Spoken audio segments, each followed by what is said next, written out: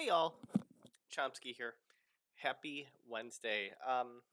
Just wanted to toss out there a few thoughts about the new fusion that's going to be coming out, and kind of why I'm geeked about them. Um, yeah, I don't know.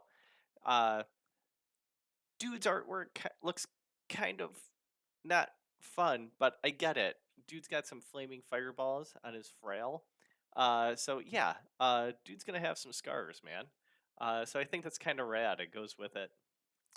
Spirit HP dude. Uh, Shadowkin, like, awesome, dig it. It's just Shadowkin revivers would be better. Like that would be really neat. Uh, but whatever. You know, Yet another damage champ. And I'm just like, ugh. Like, give me something more. Give me a support. Give me a badass support that isn't just the free login. um, you know, we could do better. That's it. We could do better. But I'm geeked about them. I love A1s that do stuff. And here, he's transferring a random debuff or he counterattacks with it. I dig it. I love it. Give me more A1s that do stuff. Here we also have the fear mechanic. He's attacking all enemies on a 3-turn cooldown. He's a 1/3/3 champ, so that's pretty awesome. Um,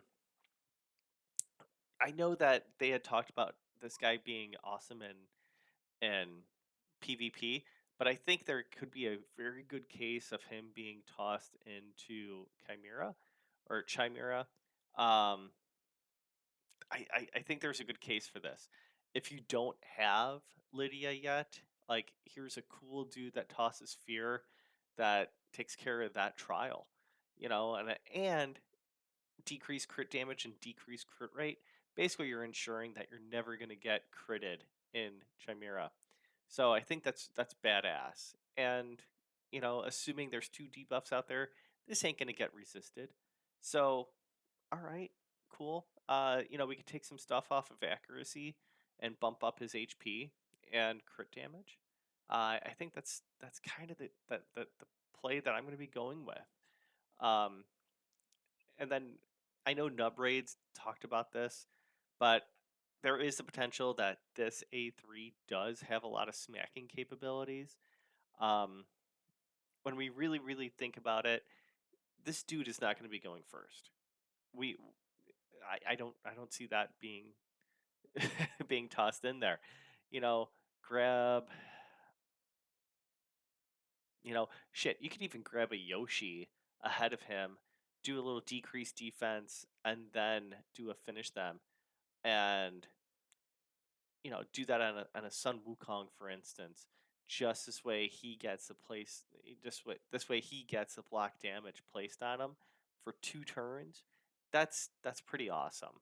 Um, yeah, and then his passive, whenever an enemy resists a debuff placed by this champion, the next debuff placed by this champion cannot be resisted. So if you're cool with, you know, maybe the fear not being tossed on there, you know, okay, that's cool. I don't like it. I want my shit to land, you know. So that's kind of a weird one, and that makes me think that this isn't a for now champ, but this is a champ in the future that's going to be good, and that's why I'm going to be going for him. Legit, I think I I think he's got the ability to be quite the disruptor. Um, I know PvP was kind of the sandbox that he was going to be going in, but I I think he could be really not gnarly in in Chimera.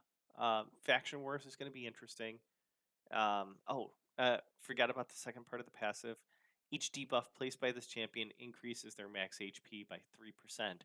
So, okay, we have fear, crit damage, crit rate. All right, those are the only 3 he could put out there. And we're basically saying that he needs to go at least 3.5 times to get to that max passive of more damage and more HP. Okay, cool. So you get him with um, a Yumeko. Just do it again. A reset, and and that'll help. Thinking about Shadowkin champs, like that's pretty cool. Thinking about faction wars, I think it could be useful there for sure because that block damage is going to be really neat. I think I don't think he's a must get. He's not in those levels of Newt. He's nowhere near that level. But I would position him as maybe a B plus, a B.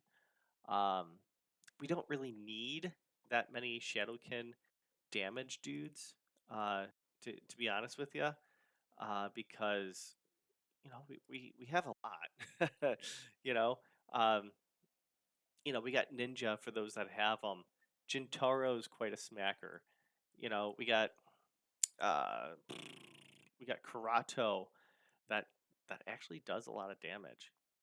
So Harima if you have her. You know that's a lot right there. You've got four big damage dealers. Yoshi could smack. You got a Genzen that could also smack, and we all have the ability to have a free Genbo, or most of us do because of that Amazon Prime um, code. And Negorio, he's sneaky, a really great damage epic in this faction. But like, yeah, I think he's solid. And then let's also not forget about that A1 with him as well. Just going back to it, he's in. It's not this guy. Disregard.